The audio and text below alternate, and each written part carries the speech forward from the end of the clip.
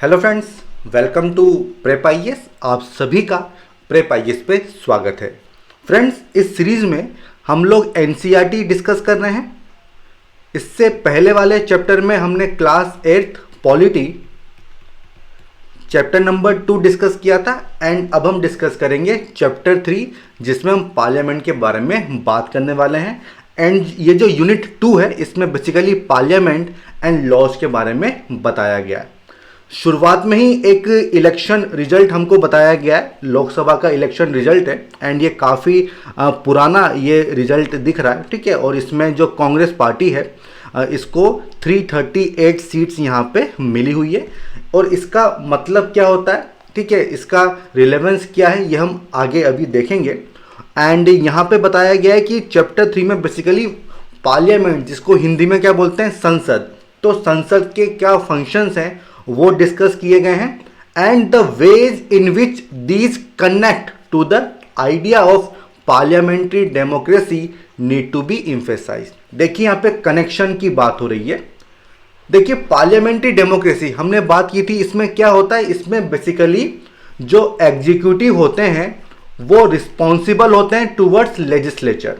तो ये जिस्ट है किसका, पार्लियामेंट्री डेमोक्रेसी का। और जिस तरह से पार्लियामेंट फंक्शन करती है तो हम इस चीज़ को इंश्योर करते हैं कि ये जो आइडिया है पार्लियामेंट्री डेमोक्रेसी का ये मेंटेन रहे, ये बना रहे। तो वो सारे फंक्शंस हम लोग देखने वाले हैं, ठीक है। तो ये इसका ब्रीफ इंट्रोडक्शन है।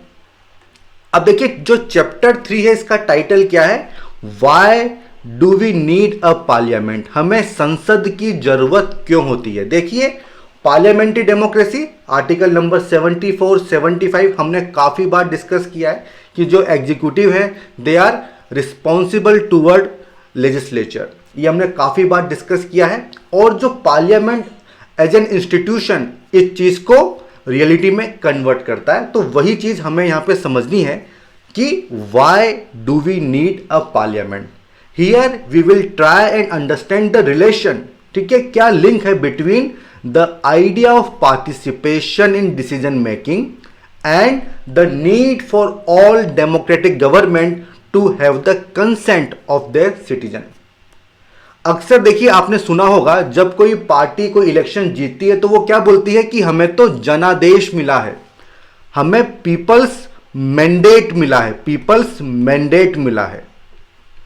इसको हिंदी में क्या बोलते हैं, हमें जनादेश मिला है। तो ये जो जनादेश होता है, ये जो मैंडेट होता है, ये बेसिकली क्या है, ये कंसेंट है लोगों का कि जो भी गवर्नमेंट हमने बनाई है हमें उस पर भरोसा है। ये होता है पीपल्स मैंडेट, जनादेश या फिर कंसेंट। देखिए क्लास 6 एनसीईआरटी में हमने देखा था कि एक जो डेमोक्रेटिक गवर्नमेंट होती है उसका एक असेंशियल फीचर क्या होता है, पार्टिसिपेशन। सभी लोग उसमें पार्टिसिपेट करते हैं डिसीजन मेकिंग में। और किस तरह से, थ्रू इलेक्शंस, ठीक है, चुनावों के माध्यम से वोट देके हम लोग पार्टिसिपेट करते हैं डिसीजन मेकिंग में। और इसी चीज को यहां पे एक्सप्लेन किया गया है, ठीक है। तो काफी डिटेल में इसको समझेंगे।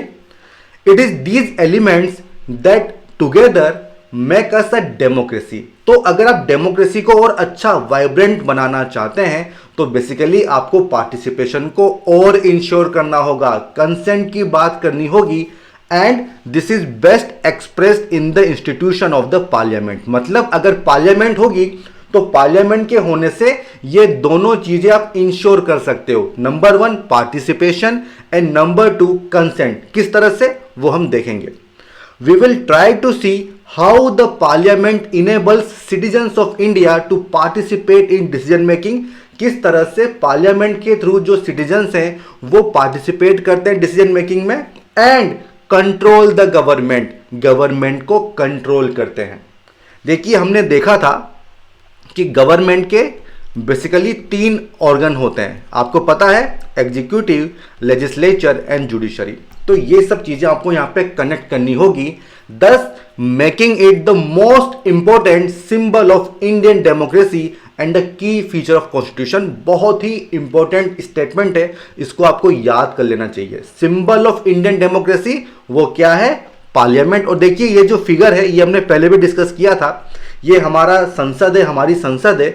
और इसमें जो पिलर्स हैं उसकी जगह सिटीजन्स को यहाँ पे ड्रॉ किया गया है। मतलब rule of people by people for the people. ठीक है, ये डेफिनेशन है डेमोक्रेसी की, और वो आप यहां से आराम से आपको समझ में आ जाएगी। ठीक है, समझ में आ गया, आगे बढ़े। चलिए देखिए, जो फर्स्ट पॉइंट है वो क्या है, वाई शुड पीपल डिसाइड, लोग का पार्टिसिपेशन क्यों होना चाहिए। एक ही बात है, क्यों पार्टिसिपेशन होना चाहिए, क्यों वो डिसाइड करें, इस चीज को यहां पे एक्सप्लेन किया गया है। देखिए, इंडिया 15 अगस्त 1947 को हम लोग आजाद होते हैं, इंडिपेंडेंट हो जाते हैं, बट जो हमारा एक्सपीरियंस रहा उसने हमें काफी कुछ सिखाया। जो हमारा स्ट्रगल था उससे हमने काफी कुछ सीखा। जो सोसाइटी थी, जो लोग थे जिन्होंने पार्टिसिपेट किया, नए नए कॉन्सेप्ट उन्होंने सीखे, जैसे कि फ्रीडम क्या होती है, इक्वलिटी क्या होती है, ठीक है, पार्टिसिपेशन क्या होता है। तो ये सब हमने सीखा। कहां से सीखा, फ्रेंच रिवॉल्यूशन से सीखा, अमेरिकन रिवॉल्यूशन से हमने काफी कुछ सीखा, तो काफी कुछ नॉलेज हमको मिल गई थी। अगर हम बात करें कॉलोनियल रूल की, तो उसमें people had lived in fear, काफी डर लगता था हमें ब्रिटिश गवर्नमेंट का, and did not agree with many of the decisions they took. काफी सारे डिसीजंस ऐसे होते थे जिनसे हम लोग सहमत नहीं होते थे, लेकिन हम क्रिटिसाइज नहीं कर सकते थे गवर्नमेंट को। क्यों? क्योंकि फिर सप्रेशन होगा। ठीक है, सप्रेशन होगा, जेल में भेज दिया जाएगा, इसलिए डर लगता था। आपको याद है वर्नाकुलर प्रेस एक्ट, आपने पढ़ा होगा कहां पे, हिस्ट्री में। वर्नाकुलर प्रेस एक्ट कब का था ये, 1878 का। इसमें क्या था कि जो वर्नाकुलर प्रेस के जो न्यूज़पेपर थे उन सबको बंद करने की बात थी, उन पे और ज़्यादा रेस्ट्रिक्शन लगाने की बात थी। और जब इसका क्रिटिसिज्म होता है तो गवर्नमेंट फिर सप्रेशन करती है। And SN. Banerjee first Indian journalist थे जो कि 1883 में उनको जेल में भेज दिया जाता है। तो ये पूरा माहौल था। लेकिन जब फ्रीडम मूवमेंट स्टार्ट होता है तो सिचुएशन थोड़ी चेंज हो जाती है। इंडियन नेशनल कांग्रेस का इस्टेब्लिशमेंट होता है 1885 में, और उसके बाद जो हमारे लीडर्स थे वो डिमांड करने लगते हैं। किससे? ब्रिटिश गवर्नमेंट से। क्या डिमांड करते हैं कि ये जो लेजिस्लेटिव असेंबलीज हैं, ये जो काउंसिल्स हैं, इनमें इलेक्टेड मेंबर्स होने चाहिए। अब देखिए, इलेक्टेड मेंबर्स क्यों होने चाहिए? क्योंकि भाई ये जो गवर्नमेंट बनेगी ये हमें गवर्न कर रही है, ये हमें रूल कर रही है, और हमारी एक्सपेक्टेशन क्या होती है कि जो हमारी डिजायर्स हैं उनके पूरा करें। तो हमारे द्वारा चुने गए लोग ही उस पोजीशन पे बैठे, क्योंकि वो सही से समझते हैं, वो सही से समझते हैं कि हमारी प्रॉब्लम क्या है और उसका सोल्यूशन क्या होना चाहिए। इसलिए इलेक्टेड मेंबर्स मतलब इलेक्शन होना काफी जरूरी है, और ये डिमांड बार बार की गई। Right to discuss the budget and ask question, क्योंकि भाई टैक्स हम लोग आपको दे रहे हैं, तो वो जो पैसा है वो हमारे ऊपर ही सही से यूज होना चाहिए ना। तो जहां पर भी आप पैसे को खर्च कर रहे हो तो वो हमें पता होना चाहिए कि आप कहां पे खर्च कर रहे हो, आपकी अकाउंटेबिलिटी होनी चाहिए। ठीक है, तो ये सब चीजें वहां पे डिमांड की गई। अब देखो यहां पे आपको लिंक करना है किससे, इंडियन काउंसिल एक्ट ऑफ 1892, उसके बाद 1909 एंड सबसे एंड में 1919। इन तीनों को आपको ब्रीफ में समझना होगा, पढ़ना होगा। आप लक्ष्मीकांत से पढ़ लो, आप स्पेक्ट्रम से पढ़ लो, बट यहां से आपको लिंक करना होगा। देखिए 1892 में क्या हुआ था, हालांकि इसमें मेंशन नहीं था, बट एक element of indirect election introduce किया गया था। ठीक है, एंड 1909 में भी इनडायरेक्ट इलेक्शन की बात होती है। एंड 1919 जो मॉन्टेगू चेम्सफोर्ड रिफॉर्म्स थे, इसमें पहली बार डायरेक्ट इलेक्शन की बात होती है, डायरेक्ट इलेक्शन की बात होती है। एंड 1935 हमने देखा था, उसमें भी डायरेक्ट इलेक्शंस थे, लेकिन जो वोटिंग राइट्स थे वो केवल 10% पॉपुलेशन को ही दिए गए थे, और वो भी किस बेसिस पे कि उसके पास कितनी प्रॉपर्टी है, कितना एजुकेशन है, तो इस बेसिस पे वो वोटिंग राइट्स दिए गए थे। तो देखिए अब ये आपकी रिस्पॉन्सिबिलिटी है कि 1892 Indian council act, Morley Minto reforms 1909, Montagu Chelmsford 1919, 1935, ये आपको पढ़ने होंगे, तभी ये चीजें आप समझ पाएंगे। तो टाइम टाइम पे जो हमारे लीडर्स थे उन्होंने डिमांड किया कि हमें रिफॉर्म चाहिए, इलेक्शन होने चाहिए, हमारा रिप्रेजेंटेशन ज्यादा से ज्यादा होना चाहिए। लेकिन उसके बावजूद भी सभी लोगों को वोटिंग राइट्स ब्रिटिश गवर्नमेंट ने कभी नहीं दिए।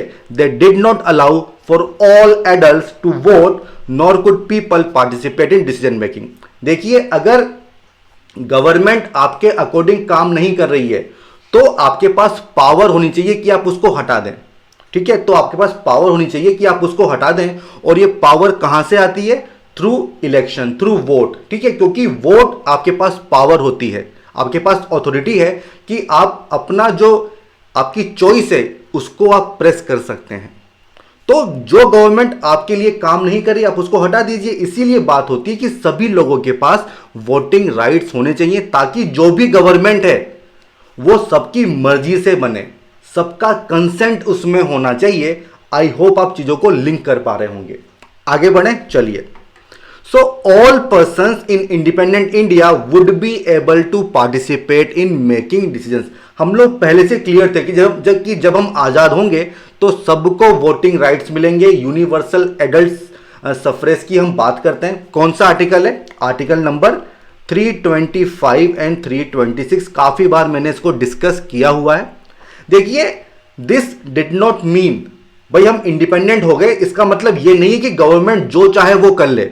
ठीक है, government should be sensitive to people's need and demand, क्योंकि हमने उसको चुना है, उसको हमारे लिए काम करना होगा। यही तो होता है democracy, rule of people by people and for the people. तो जो हमारी नीड्स हैं, जो हमारी डिमांड्स हैं, अगर वो फुलफिल ही नहीं हो रही हैं तो वो गवर्नमेंट किस काम की? तो हमारे पास पावर होनी चाहिए, उसको हटा दें। और ये पावर कहां से आती है? इलेक्शन से आती है। इसीलिए देखिए, फ्री फेयर रेगुलर इलेक्शन ये असेंशियल फीचर है एक वाइब्रेंट डेमोक्रेसी का। ठीक है, तो आर्टिकल 325 326 आपको याद हो जाएगा, मैं भी आपको दिखा भी दूंगा।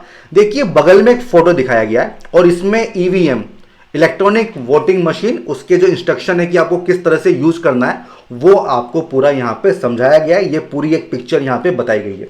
तो देखिए, इलेक्ट्रॉनिक वोटिंग मशीन, इससे पहले बैलेट पेपर्स का यूज होता था, आपको पेपर पे मार्क करना होता था, फिर उनकी काउंटिंग होती थी। लेकिन उसके बाद चेंजेस आते हैं और फिर ईवीएम को इंट्रोड्यूस किया जाता है, इलेक्ट्रॉनिक वोटिंग मशीन।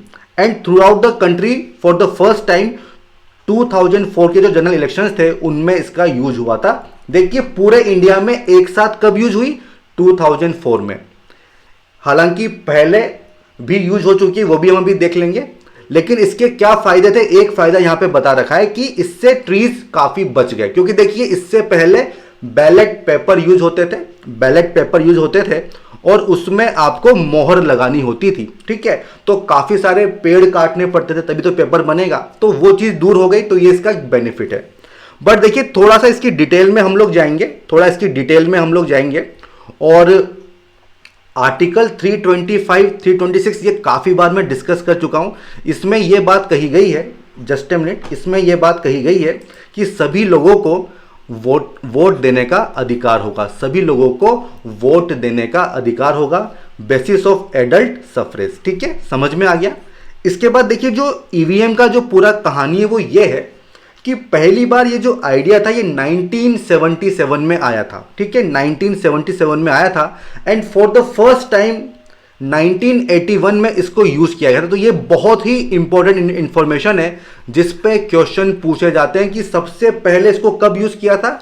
1981 के बाई इलेक्शन में इनको यूज किया था। कहां पे? केरला में नॉर्थ पेरावूर असेंबली जो कॉन्स्टिट्यूएंसी थी वहां पे इसको यूज किया था। तो ये बहुत ही इंपॉर्टेंट इंफॉर्मेशन है जो आपको पता होनी चाहिए। ठीक है, समझ में आ गया? बड़े आगे चलिए।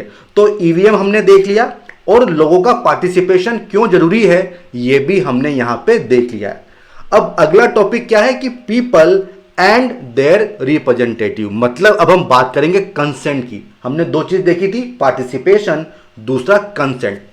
देखिए, the take off point for a democracy is the idea of consent. देखिए, हम बात करते हैं government of people, by people, for people. ठीक है, तो जब तक कंसेंट नहीं होगा, जो लोग जिनको आपको गवर्न करना है अगर उनकी सहमति नहीं होगी गवर्नमेंट में, तो क्या वो डेमोक्रेसी चल पाएगी? डेफिनेटली वो नहीं चल पाएगी, वो नहीं चल पाएगी। तो लोगों का कंसेंट होना बहुत जरूरी है।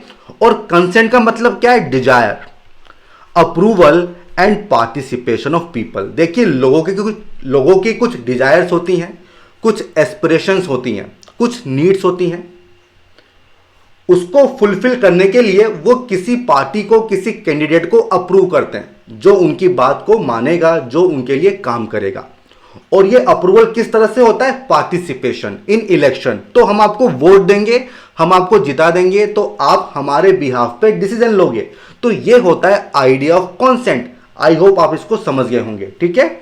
The basic idea in this kind of democracy is that the individual और the citizen is the most important person, क्योंकि आप ही को तो वोट देना है। देखिए, हमने प्रीएम्बल देखा था, उसकी शुरुआत ही क्या होती है? We the people of India, we the people of India. और इसीलिए हम कहते हैं कि सबसे इंपॉर्टेंट कौन है? अल्टीमेट सोवरेन कौन है? पीपल ऑफ इंडिया, ठीक है। वही सबसे मोस्ट इंपॉर्टेंट पर्सन है। In principle the government as well as the other public institution need to have the trust of this citizens. देखिए, मान लीजिए अगर पार्लियामेंट में लोगों का विश्वास ही नहीं है कि यार वो सही से काम नहीं कर रही है, तो क्या होगा? लोग इलेक्शन में गवर्नमेंट ही चेंज कर देंगे, ठीक है। तो कंसेंट होना, ट्रस्ट होना बहुत जरूरी है, क्योंकि कंसेंट होगा तभी ट्रस्ट होगा। अगर कंसेंट नहीं है तो ट्रस्ट नहीं होगा, इस बात को आप मान लीजिए।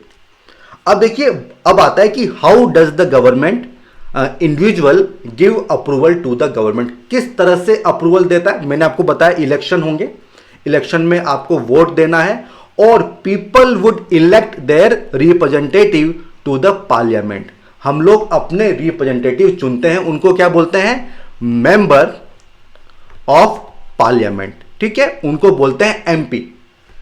One group from among these elected representative forms the government. देखिए, मान लो ये पार्लियामेंट है, मान लो कि ये समझ लो कि लोकसभा है, इसमें काफी सारे एमपी होंगे और इसमें एक ग्रुप जो मेजोरिटी में होगा वो अपनी गवर्नमेंट बनाता है, वो अपनी गवर्नमेंट बनाता है, ठीक है। अभी इतना समझ लो, आगे इसको काफी डिटेल में देखने वाले हैं। The parliament which is made up of all representative together controls and guide the government. देखिए, ये गवर्नमेंट बन गई है और इसको गाइड कौन करता है? इसको कंट्रोल कौन करता है? ये जो पार्लियामेंट है ये पूरी की पूरी इसको कंट्रोल करती है, ये पूरी की पूरी इसको गाइड भी करती है। तो मतलब देखा जाए तो through their chosen representative people form the government and also control it. क्योंकि देखिए, यहां पर भी मेंबर ऑफ पार्लियामेंट है और यहां पर भी मेंबर ऑफ पार्लियामेंट है। तो गवर्नमेंट हम ही रन कर रहे हैं और हम ही उससे कंट्रोल भी कर रहे हैं, ठीक है। तो ये होता है पार्टिसिपेशन, ये होता है अप्रूवल, ये होता है कंसेंट। समझ में आ गया? काफी डिटेल में मैंने ये चीज आपको समझाई है। अब देखिए, यहां पे एक फोटो दिखाया गया है कि हाथी पे बैठ के ये लोग जा रहे हैं। तो देखिए, इलेक्शन करवाना इंडिया जैसी कंट्री में कोई इतना आसान काम नहीं है। काफी टफ सिचुएशन आपको देखने को मिलती है, बहुत सारे रिमोट एरिया होते हैं जहां पे आपको जाना होता है, ठीक है। तो hats off to all of them, काफी मेहनत ये लोग करते हैं जो हमारा प्रोसेस है इलेक्शन का उसको इंश्योर करने के लिए, ठीक है। आगे बढ़े, चलिए।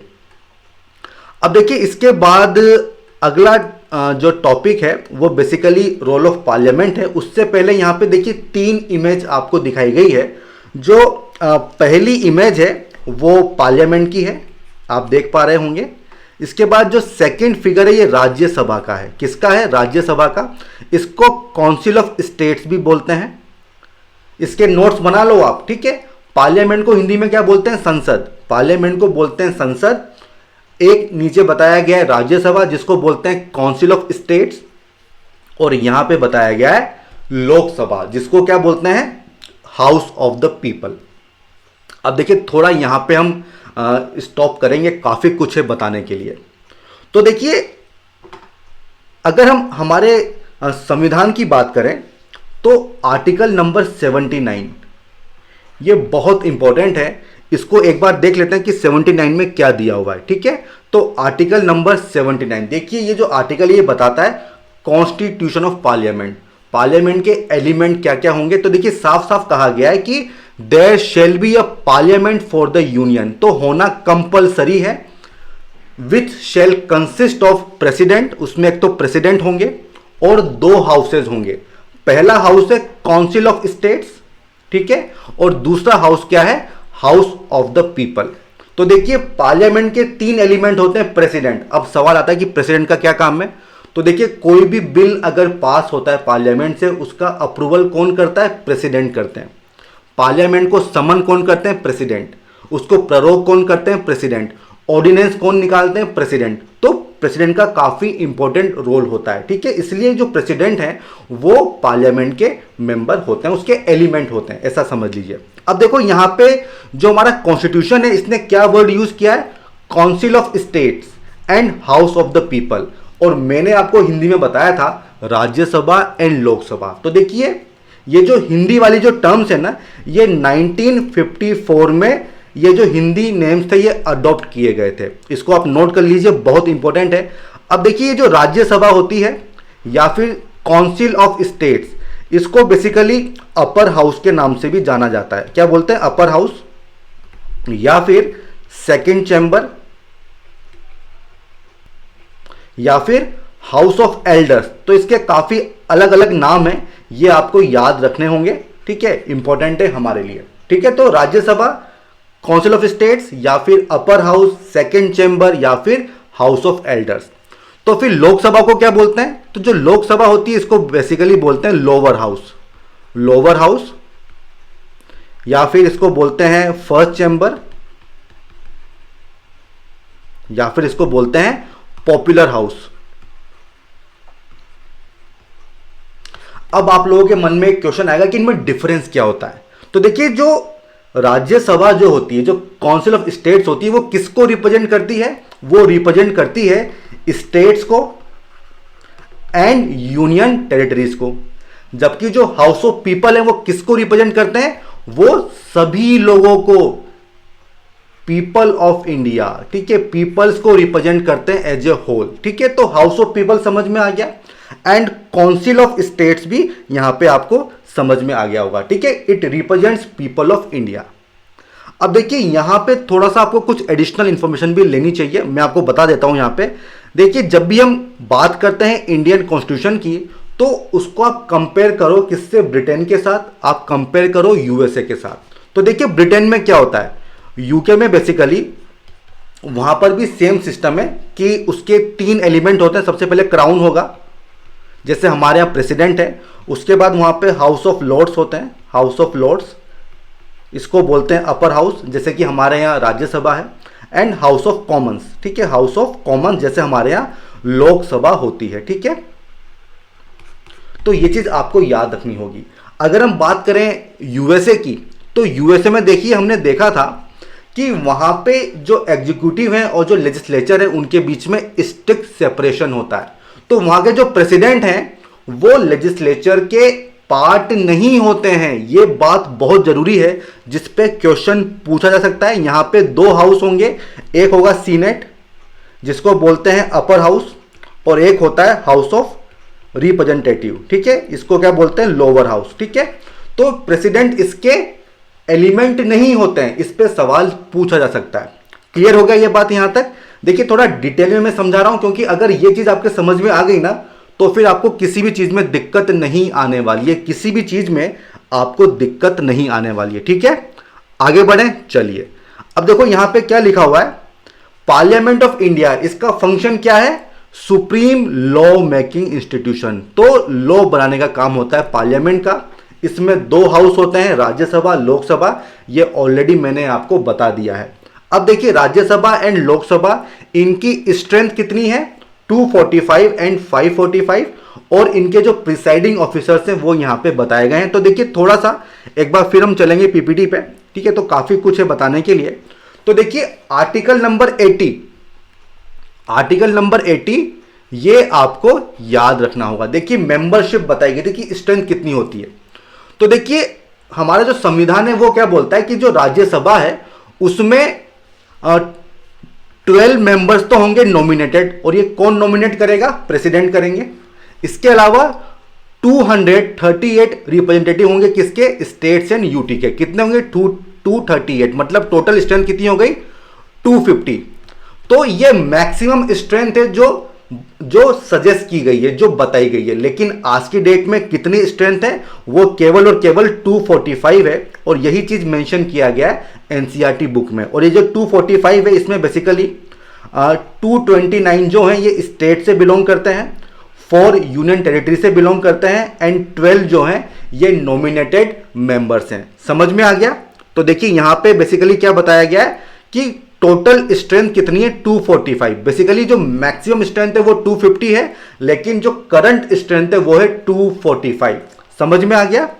और ये जो नॉमिनेशन है ये कौन करता है? ये प्रेसिडेंट करते हैं। Literature, science, art, social service का जो जिसका बैकग्राउंड होता है तो उनमें से नॉमिनेट किया जाता है। क्लियर हो गया आर्टिकल नंबर 80? ठीक है, आगे बढ़े। आगे आता है आर्टिकल नंबर आता है 81। तो इसमें बेसिकली लोकसभा के कंपोजिशन को बताया गया है। देखिए आर्टिकल 81 क्या बोलता है कि subject to the provisions of article 331, वो अभी देख लेंगे कि ये आर्टिकल क्या है।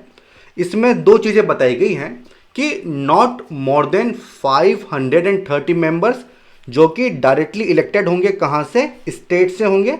तो पहला नंबर तो हमें मिल गया, वो कितना है? 530 मेंबर्स। दूसरा क्या है? नॉट मोर देन 20 मेंबर्स, और ये कहाँ से चुने जाएंगे? ये रिप्रेजेंट करते हैं यूटी को। ठीक है, तो 530 एंड 20 ये हो गया टोटल 550। अब एक बार हम लोग आर्टिकल 331 भी देख लेते हैं। तो देखिए आर्टिकल 331 क्या बोलता है? एंग्लो इंडियन कम्युनिटी, इनके रिप्रेजेंटेशन के लिए ये आर्टिकल है। क्या नंबर है? 331। और इसमें क्या कहा गया है कि अगर प्रेसिडेंट को ऐसा लगता है कि लोकसभा में एंग्लो इंडियन कम्युनिटी सही से रिप्रेजेंट नहीं हो रही हैं, तो वो क्या कर सकते हैं? वो 2 मेंबर को नॉमिनेट कर सकते हैं एंग्लो इंडियन कम्युनिटी से। ठीक है, तो अगर हम एक बार फिर से आए यहाँ पे, तो 530 हमने देखा जो कि स्टेट को रिप्रेजेंट करते हैं, 20 हमने देखा जो कि यूटी को रिप्रेजेंट करते हैं, टोटल 550 हो गया। इसमें +2 और ऐड कर लीजिए तो 552 ये थी मैक्सिमम स्ट्रेंथ ऑफ लोकसभा। अब मैंने यहाँ पे थी वर्ड क्यों यूज़ किया है? क्योंकि रिसेंटली अभी कुछ चेंजेस हमें देखने को मिल रहे हैं। वो चेंजेस क्या हैं कि देखिए 104th constitutional amendment act of 2019, इसने इस प्रोविजन को अबोलिश कर दिया है। मतलब ये जो प्रेसिडेंट अब 2 मेंबर नॉमिनेट कर सकते थे, इस प्रोविजन को अबोलिश कर दिया गया है। ठीक है, एक्चुअली जो 95th अमेंडमेंट एक्ट था ऑफ 2009, उसके मुताबिक, उसके हिसाब से ये वाला जो प्रोविज़न था ये 2020 तक ही वैलिड था। इसको आगे एक्सटेंड नहीं किया गया है। ठीक है, इसको आगे एक्सटेंड नहीं किया है। इसीलिए देखिए, इसीलिए अब ये जो 2 मेंबर है इनको आप हटा दीजिए, तो मैक्सिमम स्ट्रेंथ कितनी हो जाएगी? 530 + 20 दैट इज 550। ये लोकसभा की मैक्सिमम स्ट्रेंथ है। तो ये तो हो गया मैक्सिमम स्ट्रेंथ, लेकिन हैं कितने? तो देखिए जो एक्चुअल स्ट्रेंथ है वो कितनी है, उसमें बेसिकली 530 है कहाँ से? स्टेट से, एंड 13 है कहाँ से? यूटी से। तो जो करंट स्ट्रेंथ है वो कितनी है? वो है 543। ठीक है, तो करंट स्ट्रेंथ ऑफ लोकसभा ये क्या है? 543 and maximum strength of Lok Sabha वो कितनी हो जाएगी? वो हो जाएगी 550। तो ये चीज आपको ध्यान में रखनी होगी। क्लियर है? बढ़े आगे।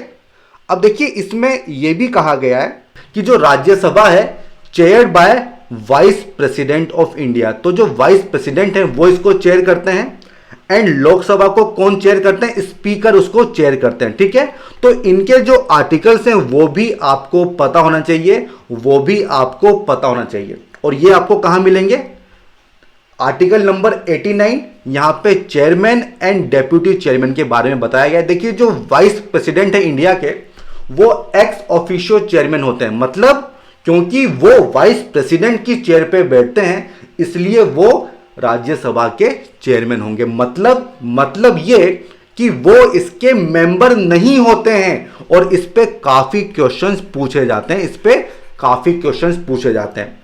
अगर हम बात करें लोकसभा की, तो उसके प्रिसाइडिंग ऑफिसर कौन है? स्पीकर एंड डेप्यूटी स्पीकर, है ना, और ये हाउस के ही मेंबर होते हैं। ये चीज आपको याद रखनी होगी। और कौन सा आर्टिकल है? Article number 93। समझ में आ गया? बढ़े आगे, चलिए। अब देखिए इसके बाद क्या कहा गया है? The role of the parliament, parliament का क्या रोल है। तो देखिए, created after 1947, the Indian parliament is an expression of the faith that the people of India have in principles of democracy. तो देखिए, डेमोक्रेसी के जो प्रिंसिपल्स हैं वो क्या हैं कि भाई जो हमारे रिप्रेजेंटेटिव होंगे वो हमारे बिहाफ पे गवर्नमेंट को रन करेंगे, जो एग्जीक्यूटिव हैं वो रिस्पॉन्सिबल होंगे। तो ये सब चीजें कौन इंश्योर करता है, हमारी जो पार्लियामेंट है वो इस चीज को इंश्योर करती हो। देखिए, बहुत ही अच्छा स्टेटमेंट, इसको याद कर लो, मेंस में आप इससे कंक्लूड कर सकते हो, मेंस में आप इससे कंक्लूड कर सकते हो। कौन से प्रिंसिपल्स हैं, डिसीजन मेकिंग में पार्टिसिपेट करेंगे एंड गवर्नमेंट बाय कंसेंट, ये ऑलरेडी मैं आपको बता चुका हूं। अब देखिए, पार्लियामेंट हैज इमेंस पावर, काफी सारी पावर है, और ये पावर क्यों है, because it is the representative of the people, क्योंकि ये जनता को रिप्रेजेंट करती है, इसलिए इमेंस पावर इस ऑर्गन में दी गई है। और देखिए, हमने कहा था preamble, we the people of India, ठीक है, तो इसीलिए पार्लियामेंट के पास काफी कुछ पावर्स आपको देखने को मिलेगी, ठीक है। अब देखो, यहां पे ड्यूरेशन दिया हुआ है कि the Lok Sabha is usually elected once every 5 year. देखो, यूजुअली मतलब हमेशा ऐसा नहीं होगा। तो देखिए, इसी तरह से यूपीएससी आपको घुमाता है प्रीलिम्स में। देखिए, इन जनरल टर्म क्या होती है, 5 ईयर की होती है, लेकिन कम ज्यादा भी हो सकती है। कम कब होगी, मान लो सरकार पहले गिर गई, नो कॉन्फिडेंस मोशन पास हो गया। और एक्सटेंड कब हो सकती है, मान लो नेशनल इमरजेंसी लग गई, तो उस समय जो पीरियड है वो एक्सटेंड हो सकता है, ठीक है, उसको हम काफी डिटेल में देखेंगे। तो यूजुअली ये जो वर्ड है ना, ये बहुत ही ज्यादा इंपॉर्टेंट वर्ड है, ठीक है, यूजुअली। अब देखो, यहां पे देखिए, जो आर्टिकल नंबर 83 है, इसमें ड्यूरेशन दी हुई है, ठीक है। तो क्या लिखा हुआ है, हाउस ऑफ पीपल मतलब लोकसभा, अनलेस सूनर डिजोल्व। देखिए, unless sooner dissolve shall continue for 5 years. और कब से, date appointed for its first meeting. ये पूरा स्टेटमेंट क्वेश्चन आता है प्रीलिम्स में, इसको याद कर लेना, ठीक है। अनलेस सूनर डिजोल्व, और इसमें एक्सेप्शन है, वो क्या है, प्रोक्लेमेशन ऑफ इमरजेंसी, ठीक है। तो यही चीज मैंने आपको एक्सप्लेन की थी। अब देखिए, ये तो हमने बात की थी किसकी, लोकसभा की। अब बात करते हैं राज्यसभा की। तो देखिए, राज्यसभा का क्या पूरा ड्यूरेशन होता है। देखिए, राज्यसभा एक कॉन्टिन्यूअस चैम्बर है, वो कभी डिजोल्व नहीं होता है। जो लोकसभा होती है वो तो डिजोल्व हो जाएगी, इलेक्शन के बाद हो जाएगी, पहले भी हो सकती है, लेकिन जो राज्यसभा है वो एक कॉन्टिन्यूअस चैम्बर है, वो कभी भी डिजोल्व नहीं होता है। और इसमें देखिए, जो हमारा संविधान है, आर्टिकल नंबर 83 क्या बोलता है कि 1/3 of its member shall retire as soon as may be on the expiration of every second year. 1/3 member जो हैं हर 2 साल के बाद रिटायर्ड हो जाते हैं, लेकिन जो हमारा कॉन्स्टिट्यूशन है उसने ड्यूरेशन नहीं बताई है। और ये जो ड्यूरेशन है ये कितनी होती है, ये होती है पूरी 6 ईयर्स की होती है, 6 ईयर्स की होती है। और ये जो ड्यूरेशन है ये कहां पे मिलेगी, ये ड्यूरेशन मिलेगी आरपीए 1951 में, ठीक है। रिप्रेजेंटेशन ऑफ पीपल एक्ट 1951 में ये ड्यूरेशन दी हुई है। क्यों, क्योंकि यहां पे साफ साफ मेंशन किया गया है पार्लियामेंट बाय लॉ इसको डिसाइड कर सकता है, ठीक है। तो ये छोटी छोटी बातें होती हैं जिस पे क्वेश्चंस पूछ लिए जाते हैं। आगे बढ़े, चलिए। तो देखिए, काफी मतलब ब्रीफ में ये टॉपिक यहां पे मेंशन किया गया, बट थोड़ा सा हमें इसको डिटेल में समझना होगा, क्योंकि एक बार हमने इसको समझ लिया ना तो आगे कभी भी हमें दिक्कत नहीं आने वाली है, ठीक है। आगे बढ़े। अब देखो क्या लिखा हुआ है कि the country is divided into numerous constituencies, ये ऑलरेडी मैं आपको बता चुका हूं, ठीक है। Each of this constituencies elect 1 person. देखो, एक कॉन्स्टिट्यूएंसी से केवल एक ही बंदा पार्लियामेंट में भेजा जाएगा। ऐसा नहीं कि हमने 2 भेज दिए, आपने 3 भेज दिए, ऐसा पॉसिबल नहीं है, ऐसा पॉसिबल नहीं है, ठीक है। समझ में आ गया। अब बढ़े आगे। अब देखो, ये जो हमने एमपी भेजे ये कहां पे जाएंगे, पार्लियामेंट में जाएंगे, और वहां पे इनका फंक्शन क्या होता है वो एक बार देख लेते हैं। Parliament needs to perform the following functions. तो देखिए, फंक्शंस एक बार देख लेते हैं। To select the national government, बहुत ही इंपॉर्टेंट ये पॉइंट है, इसको देख लेते हैं। देखिए, हमने देखा कि पार्लियामेंट में कौन कौन से एलिमेंट होते हैं, प्रेसिडेंट, राज्यसभा एंड लोकसभा, ये तो हमने बता दिया, ठीक है।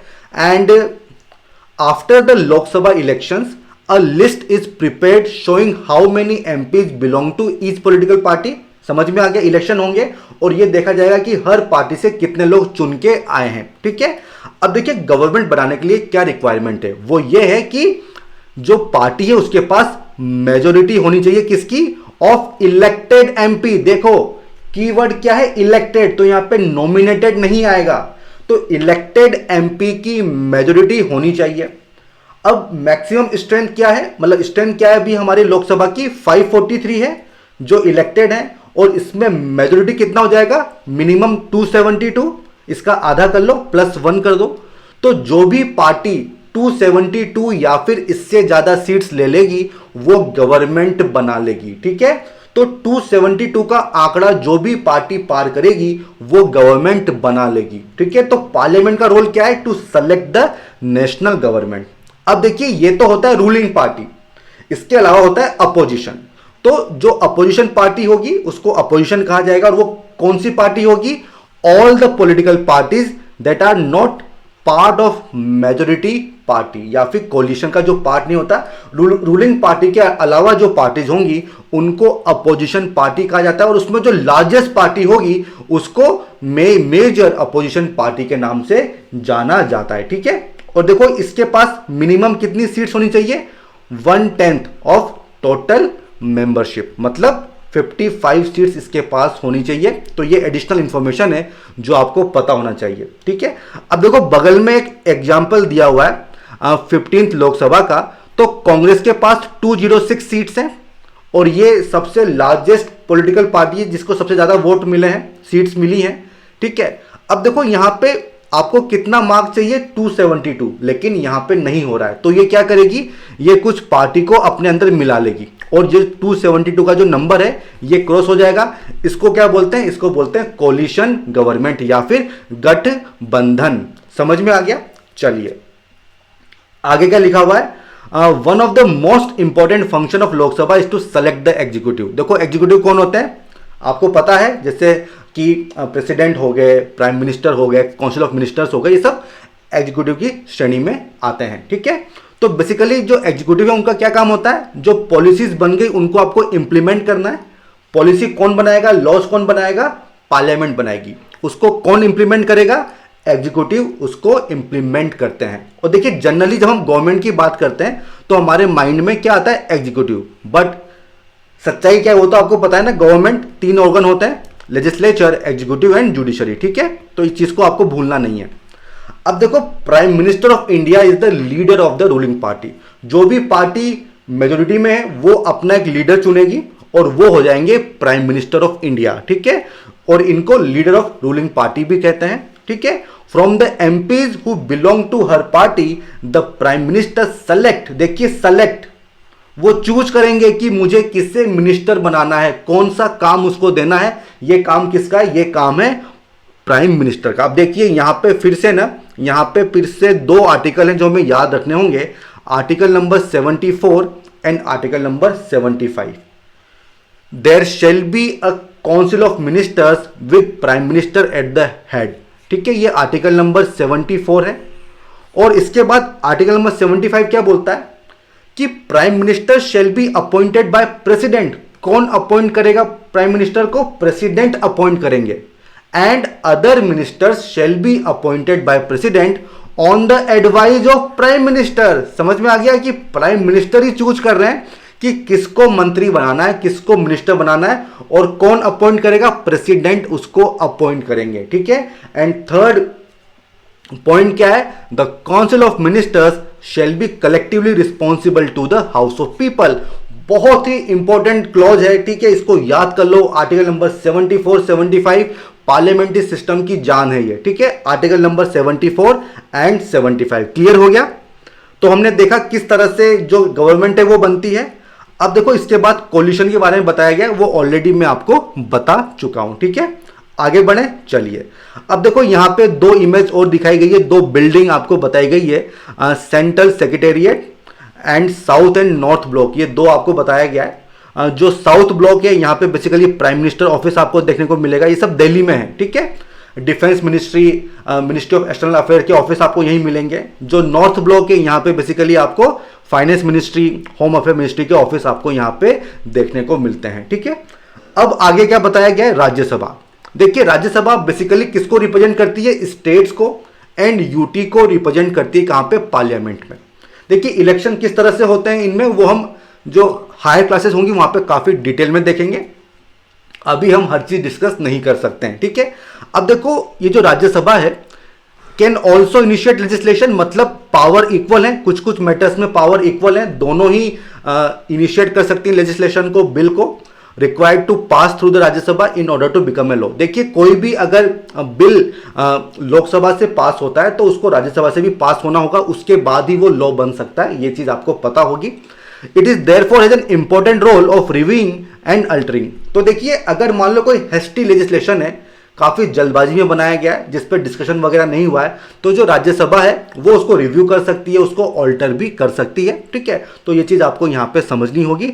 एंड इसकी जो मेंबरशिप है वो यहां पे बताई गई है, the member of Rajya Sabha are elected by the elected members of legislative assemblies of various states. देखिए यहां पे नॉमिनेटेड मेंबर्स नहीं है, कौन है, इलेक्टेड मेंबर्स ही इनको इलेक्ट करते हैं, और ये चीज आपको याद रखनी होगी।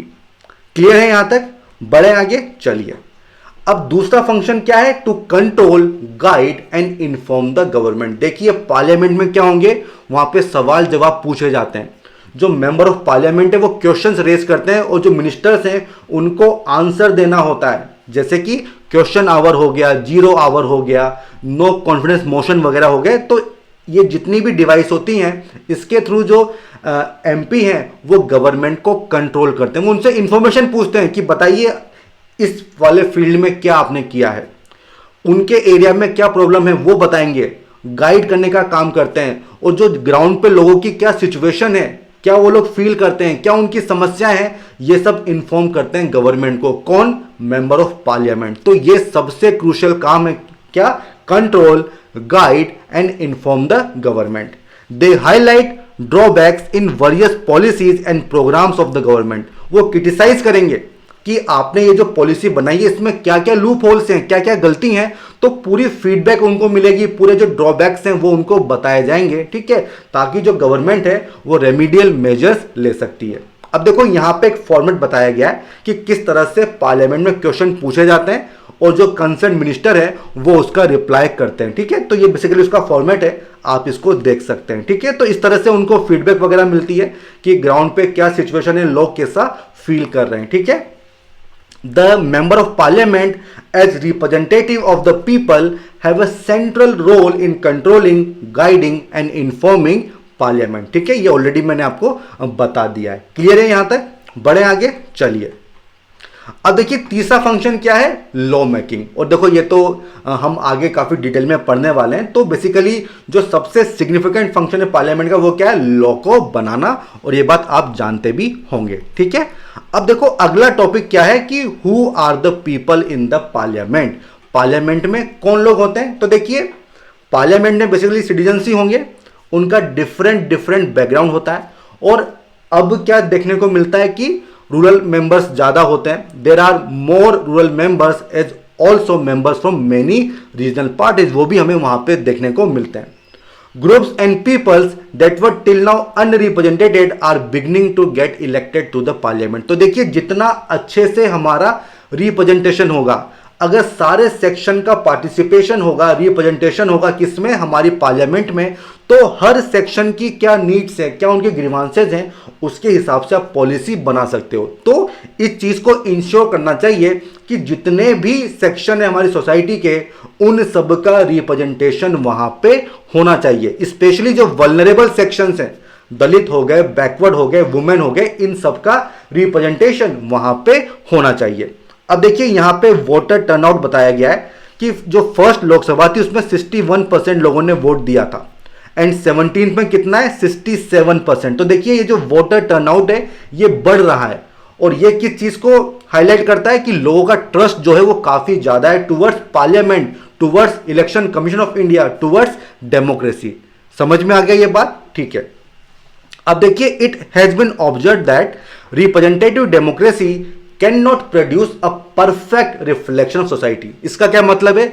देखिए परफेक्ट रिफ्लेक्शन का मतलब क्या है कि जैसे सोसाइटी में अगर मान लो कि 1 2 3 4 5 6 सेक्शन है और मान लो इनकी परसेंटेज 40% है, ये मान लो कि 20% है, ये मान लो कि ये 10% है, ये मान लो कि 5% है, ये मान लो कि 2, ये मान लो कि 1, तो इनकी परसेंटेज के अकॉर्डिंग ही रिप्रेजेंटेशन होना चाहिए पार्लियामेंट में, ठीक है। बट ऐसा नहीं हो पाता है, इसीलिए कहा गया है कि can not produce a perfect reflection of society. तो अब इसको कैसे मैनेज करें? तो जो कम्युनिटीज जो कि हिस्टोरिकली मार्जिनलाइज्ड हैं उनको एडिक्वेट रिप्रेजेंटेशन देने के लिए क्या किया गया है? रिजर्वेशन की जो पॉलिसी है वो अपनाई गई है, ठीक है। तो seats are reserved in parliament for SC and ST, ठीक है।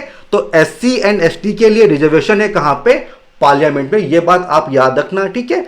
और क्यों? क्योंकि इन एरिया से जो एमपी इलेक्ट होके आएंगे उनको ये पता होगा कि जो दलित लोग हैं, जो एससी एसटी लोग हैं, उनकी समस्या क्या है, उसका सलूशन क्या होना चाहिए, वो औरों से ज्यादा अच्छा इस चीज को जानते होंगे और इसलिए रिजर्वेशन दिया गया है, ठीक है। तो काफी लोगों का डाउट होता है कि रिजर्वेशन होना चाहिए कि नहीं होना चाहिए, तो यहां से आपको आइडिया लग सकता है, ठीक है। अब देखो जब हम बात करें रिजर्वेशन की तो कौन सा आर्टिकल है? Article number 330। देखिए मैं आपको सारे आर्टिकल बता रहा हूं और ये आर्टिकल बहुत इंपॉर्टेंट है जब आप लिखोगे मेंस में आंसर। और जो लक्ष्मीकांत है उसमें आर्टिकल्स नहीं दिए गए हैं, ये एक उसमें कमी है, ठीक है। तो उस कमी को मैं यहां पे दूर कर रहा हूं। देखिए जो रिजर्वेशन है ये केवल हाउस ऑफ पीपल में है, ठीक है, ये केवल हाउस ऑफ पीपल में है, ये काउंसिल ऑफ स्टेट्स में नहीं है, इस बात का ध्यान रखना, ठीक है। और किसको दिया गया है? एससी को दिया गया है एंड एसटी को दिया गया है, ठीक है। तो ये बहुत ही इंपॉर्टेंट इंफॉर्मेशन है जिस पे क्वेश्चंस पूछे जा सकते हैं, ठीक है। इसके बाद देखिए क्या कहा गया है कि there should be reservation of seats for women. देखिए वुमेन हमारी पॉपुलेशन का नियरली 50% हिस्सा है, लेकिन अगर आप देखो उनका रिप्रेजेंटेशन तो अराउंड 14% के ही आसपास है। और ये जो मुद्दा है वुमेन रिजर्वेशन का, ये काफी टाइम से चला आ रहा है, लेकिन उसके बावजूद भी आज तक इस पे कंसेंसस नहीं बन पाया है। तो देखिए बहुत ही बर्निंग ये इशू है, इसको आपको काफी रिसर्च करना चाहिए, क्वेश्चन भी पूछा जा सकता है। और देखिए यहां पे ये क्वेश्चन है, why do you think there are so few women in parliament discuss. तो देखिए मैं चाहूंगा कि आप लोग इसको थोड़ा नेट पे सर्च करें, रिसर्च करें और इसका आंसर लिखें, ठीक है, क्योंकि ये क्वेश्चन आ सकता है मेंस में, हो सकता है पहले कभी पूछा भी गया हो, बट इसी तरह के क्वेश्चन आते हैं और इसको आप अगर अटेम्प्ट करेंगे तो जो आपका जो फील्ड ऑफ व्यू है वो काफी बढ़ जाएगा, ठीक है। अब देखिए इस तरह के जो इश्यूज हैं ये हमें मतलब देखने को मिलते हैं। It is issues of this kind that force the country to ask certain difficult and often unresolved questions about whether our democratic system is representative enough. देखिए हर चीज, कोई भी चीज वो परफेक्ट नहीं हो सकती है, विद टाइम उसमें हमेशा चेंज होने की, सही होने की, रिफॉर्म्स लाने की गुंजाइश होती है, ठीक है। तो वही चीज यहां पे बताई गई है और इससे बड़ा क्या होगा, इससे बड़ी सक्सेस क्या होगी कि हम इस तरह के क्वेश्चंस रेज कर सकते हैं। ये जो क्रिटिसिज्म है हम लोग आराम से कर पा रहे हैं, कोई भी हमको डर नहीं है, कोई भी हमको जेल में नहीं भेज रहा है। और ये क्या है? ये बेसिकली दिखाता है कि जो हमारा डेमोक्रेटिक फॉर्म ऑफ गवर्नमेंट है वो कितना स्ट्रांग है और जो पीपल ऑफ इंडिया है उनका कितना फेथ है इस सिस्टम के ऊपर, ठीक है। तो इसी के साथ ये जो हमारा चैप्टर है ये यहीं पे हम कंक्लूड करेंगे। आई होप आपको ये चैप्टर पसंद आया होगा। अगर आपका कोई भी डाउट है तो आप कमेंट सेक्शन में लिख के मुझसे पूछ सकते हैं। तो ठीक है फ्रेंड्स, हम फिर मिलेंगे, तब तक के लिए all the best, good bye.